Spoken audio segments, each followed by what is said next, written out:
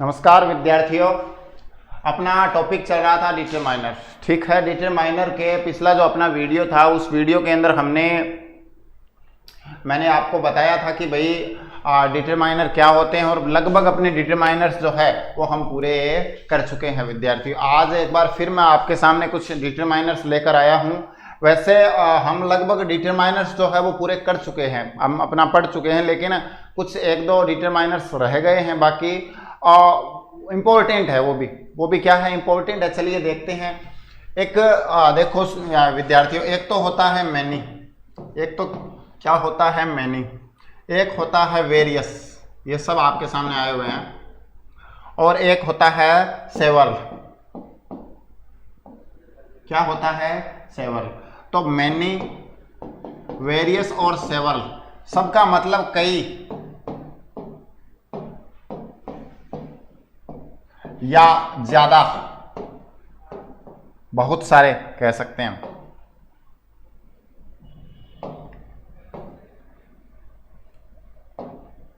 बहुत सारे।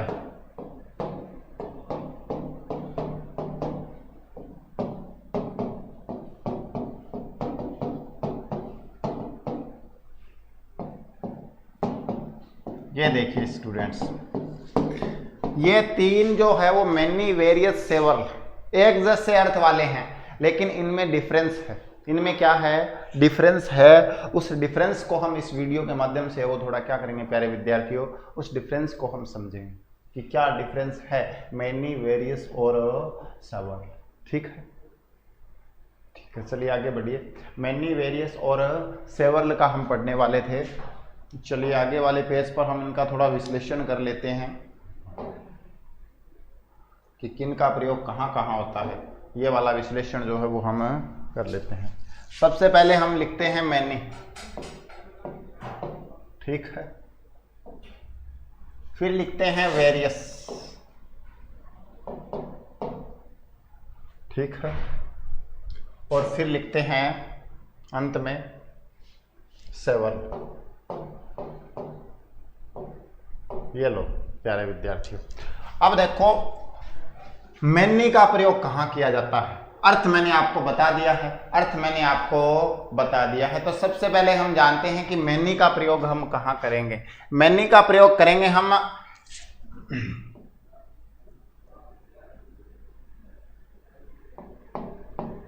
एक वर्ग की, एक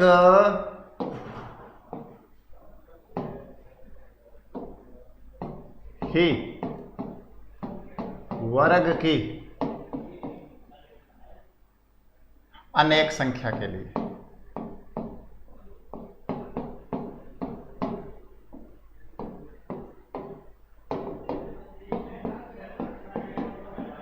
ठीक है, फिर देखो विद्यार्थियों वेरियस का मतलब होता है वैरायटी। क्या होता है? वैरायटी। वेरी से बना हुआ है वैरायटी। वैरायटी का मतलब है भिन्न भिन्न। तो आप समझ गए होंगे कि वेरियस और मैनी में अंतर क्या होता है। वेरियस और मैनी में क्या अंतर होता है आपको समझ में हो गया होगा। मतलब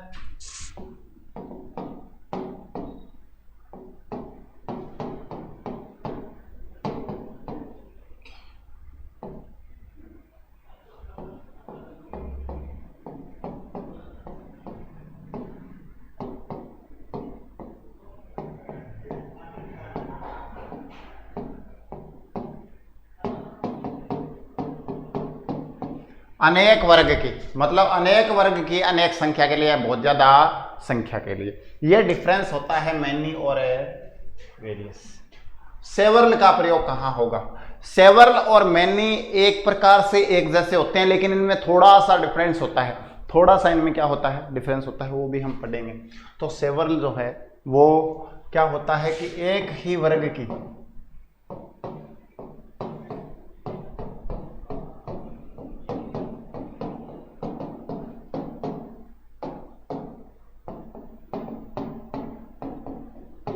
सीमित संख्या के, ये है प्यारे विद्यार्थियों, एक ही वर्ग की अनेक संख्या के लिए भिन्न भिन्न, अनेक वर्ग की बहुत ज्यादा संख्या के लिए, और सेवरल का मतलब एक ही वर्ग की सीमित संख्या के लिए। इस प्रकार आपके सामने मैनी, वेरियस और सेवरल में डिफरेंस आपके सामने उपस्थित है। लेकिन इस डिफरेंस को समझने के लिए हम एक ही एग्जाम्पल लेंगे। कितने एग्जाम्पल लेंगे प्यारे विद्यार्थियों? हम एक ही एग्जाम्पल लेने वाले हैं, ठीक है। अब वो एक एग्जाम्पल क्या है वो देखो। सबसे पहले तो हमने समझ लिया, सबसे पहले तो हमने ये समझ लिया। अब देखो प्यारे विद्यार्थियों, एक एग्जाम्पल की बात करते हैं। मैंने एक सेंटेंस लिखा,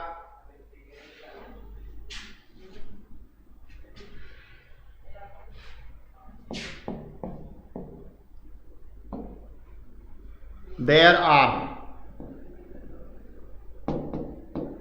वेरियस फ्लावर्स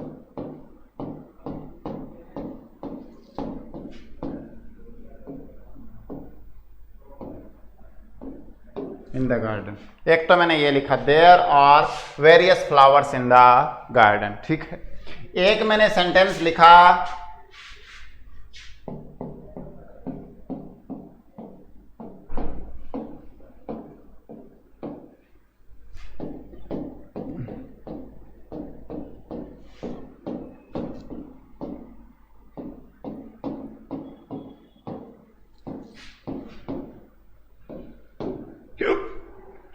ठीक है, और एक मैंने लिखा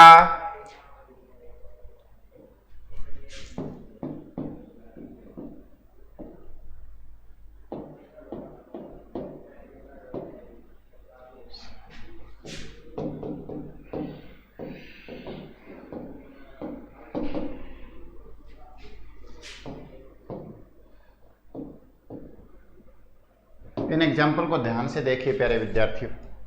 इन एग्जाम्पल को आपको क्या देखना है? ध्यान से देखना है, ठीक है। चलिए, पहला सेंटेंस है, there are various flowers.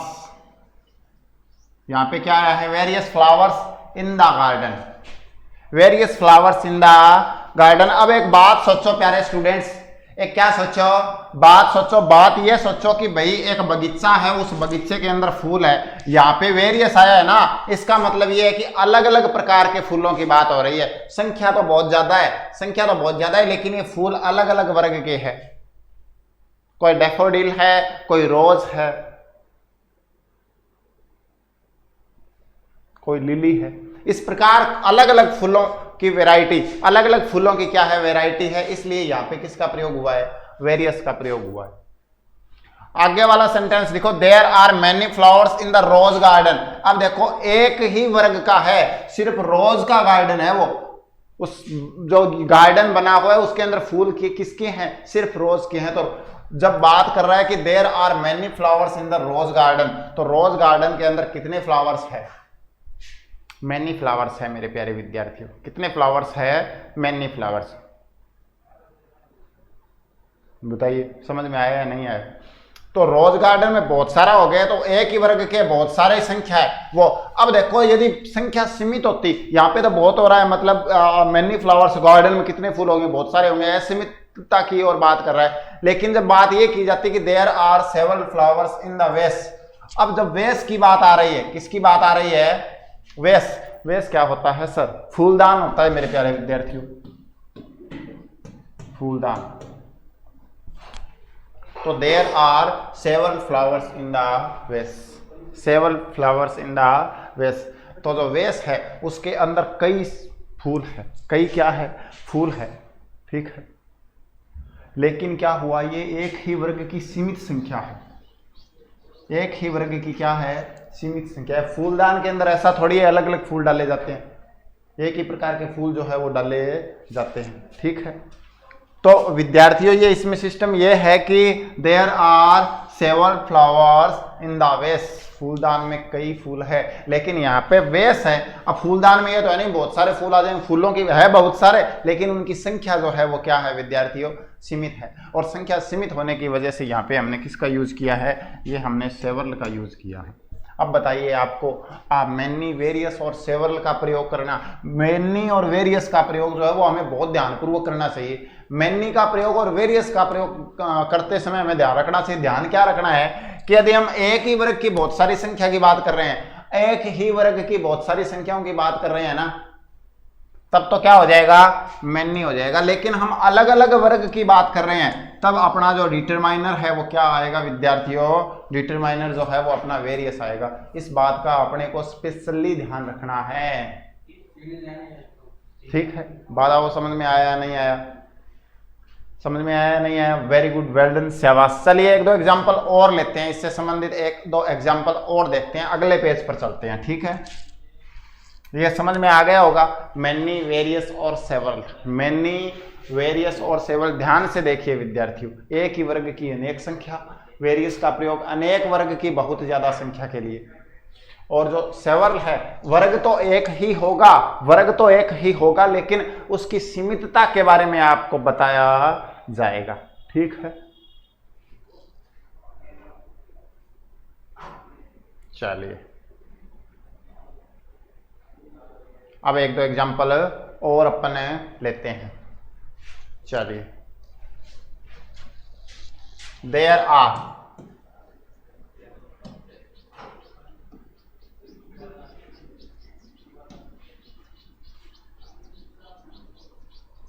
many students in the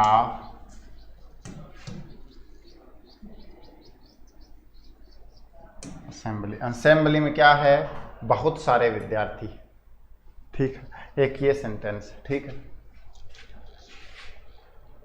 there are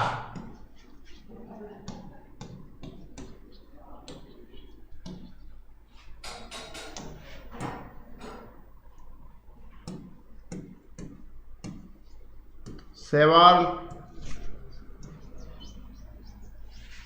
English books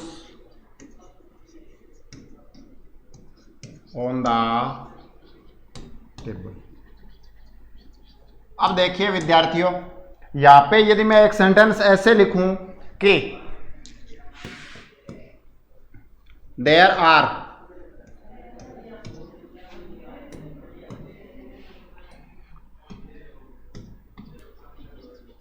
books in the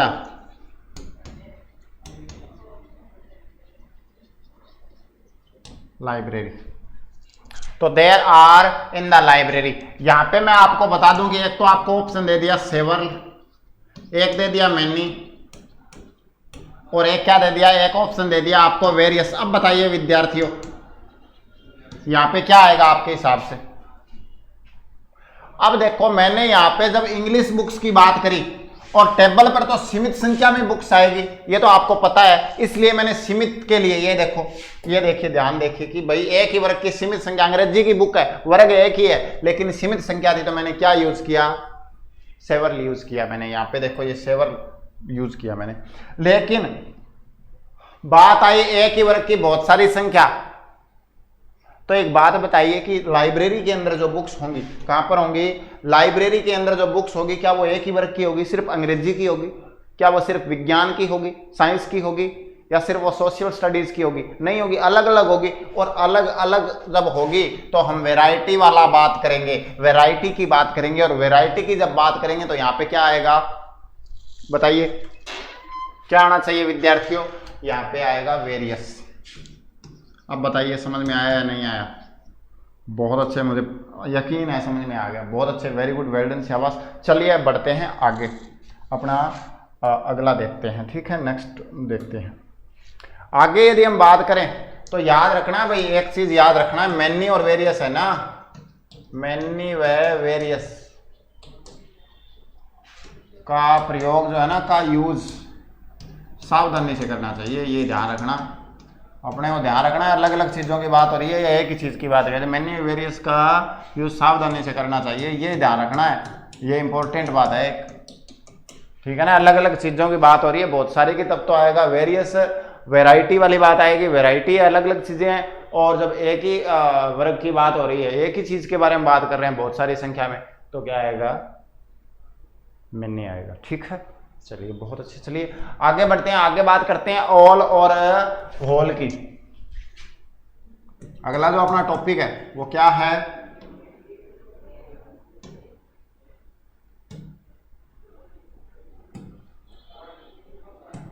आगे हम बात करेंगे ऑल, और इधर बात करेंगे होल। ये फर्क क्या है सर, ये बता दीजिए। चलो बताता हूं। याद रखना ऑल का जो प्रयोग है, ऑल का क्या, ऑल का नहीं, ऑल से पहले हम समझ लेते हैं होल का प्रयोग। किसका? होल का प्रयोग है ना, वो व्यक्ति के लिए नहीं किया जाता। इसका मतलब संपूर्ण होता है, सभी होता है, ठीक है। ऑल का मतलब भी क्या होता है, सभी होता है, ठीक है। याद रखना होल का जो प्रयोग है, होल का प्रयोग व्यक्ति के लिए नहीं होता है विद्यार्थियों, व्यक्ति के लिए नहीं होता है। होल का प्रयोग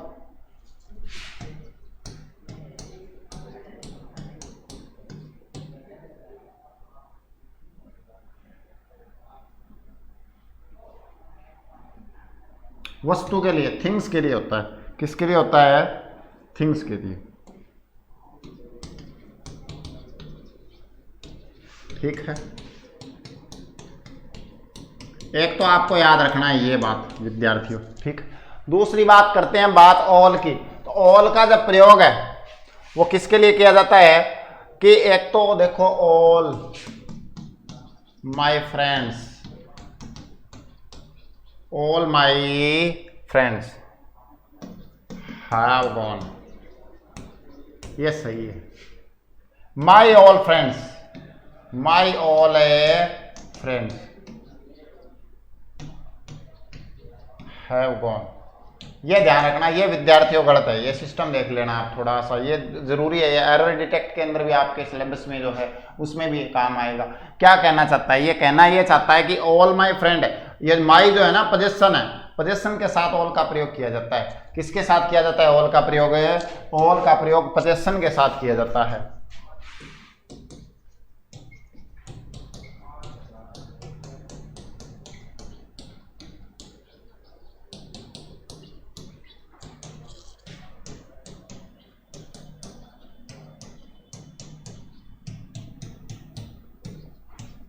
ठीक है, ऑल का प्रयोग किसके साथ किया जाता है? पोजीशन के साथ ऑल का प्रयोग किया जाता है, ठीक है। और एक बात और याद रखना, दा का प्रयोग होता है पोजीशन का, और दा का प्रयोग भी पोजीशन के साथ होता है। ये भी याद रखना है प्यारे विद्यार्थी। ये थोड़ी छोटी छोटी बातें हैं, ये अपने काम की चीजें हैं, ये काम बहुत आएगी आपके जीवन में, ये याद रखना, ठीक है। अब देखो बात हमने कर ली किसकी? ऑल की। अब देखो एक छोटी सी बात और होती है। देखो एक बात है, ऑल इज वेल। एक तो मैंने ये लिखा, एक मैंने लिखा ऑल वर अपसेट। सर ये क्या सिस्टम है? ये सिस्टम क्या है? ऑल के साथ यहां पे तो आपने लगा दी सिंगुलर वर्ब। क्या लगा दी? सिंगुलर वर्ब, ठीक है। और यहां पे ऑल के साथ आपने क्या लगा दी? Plural verb, all plus plural verb. ये क्या सिस्टम है? ये इंपॉर्टेंट है विद्यार्थियों, यही इंपॉर्टेंट है, यही सीखने वाली बात है आपकी। मैं बता रहा हूं आपको, यही सीखने वाली बात है। याद रखो जब ऑल का प्रयोग है ना वो सार्वभौमिक अर्थ में किया जाता है। सार्वभौमिक अर्थ में, सार्वभौमिक का मतलब व्यापक अर्थ, व्यापक अर्थ। तो व्यापक अर्थ के अंदर जब ऑल का प्रयोग किया जाता है तब तो ऑल क्या होता है? सिंगुलर होता है। ऑल क्या होता है? उसके साथ सिंगुलर वर्ब लगेगी क्योंकि वो सिंगुलर होता है। लेकिन ऑल का प्रयोग जब मेंबर्स के लिए किया जाता है, विशेष मेंबर्स के लिए, सदस्यों के लिए किया जाता है, किसी विशेष लोगों के लिए किया जाता है, तब वो क्या बन जाता है? तब वो प्लूरल बन जाता है विद्यार्थियों, ये याद रखना। इसलिए ऑल इज तो आएगा वेल, और ऑल वर अपसेट ये ऐसे आएगा। ये चीज ध्यान रखनी है, ध्यान रखने वाली बात है। ये समझ में आया या नहीं है? दोबारा समझ लो। ये कह रहा है कि ऑल के साथ सिंगुलर वर्ब भी आती है, प्लूरल भी आती है। सिंगुलर कब आती है और प्लूरल कब आती है? सर सिंगुलर तब आएगी जब ऑल का व्यापक अर्थ में पूरे संसार के लोगों के बारे में, या एक कम्युनिटी, पूरी एक मतलब एक दुनिया विशेष के बारे में आएगा, तब तो ऑल होगा क्या? सिंगुलर। और ऑल जब मेंबर्स अलग अलग दिखाई दिए हो, बहुवचन के रूप में तब बहुवचन बन जाएगा ऑल। ये चीज याद रखनी है। अब बात करते हैं हम किसकी, हम बात करते हैं थोड़ा सा होल के बारे में भी, ठीक है। एक बात रखना, होल जब आता है ना, होल, इससे पहले द होल लगेगा, ये द होल, ठीक है। जैसे आपको एग्जांपल दूं, the whole nation, the whole nation,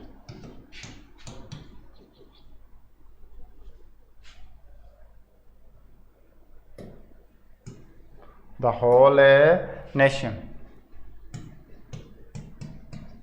become happy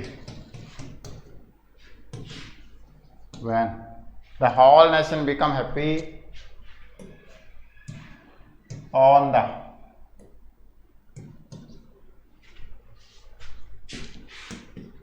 victory of Narendra Modi।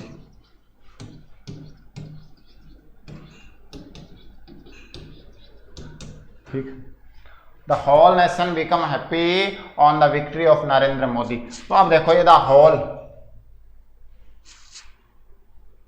वस्तु के लिए आता है, किसके लिए आता है, व्यक्ति विशेष के लिए प्रयोग नहीं होता है, व्यक्ति विशेष के लिए प्रयोग नहीं होता है। वस्तु की संपूर्णता, वस्तु की या कॉन्सेप्ट की संपूर्णता या किसी अवधारणा की संपूर्णता के लिए, संपूर्णता के लिए होल का प्रयोग होता है मेरे प्यारे विद्यार्थियों, होल का प्रयोग होता है, ठीक है। किसके लिए,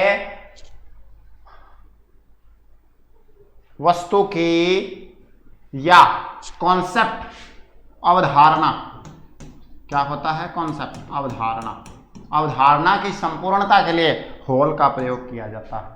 तो ये डिफरेंस है ऑल और हॉल में, ठीक है। ऑल का प्रयोग प्रश्न के लिए, हॉल का प्रयोग है वस्तु के लिए, किसी अवधारणा के लिए, किसी विचार के लिए, ठीक है विद्यार्थियों।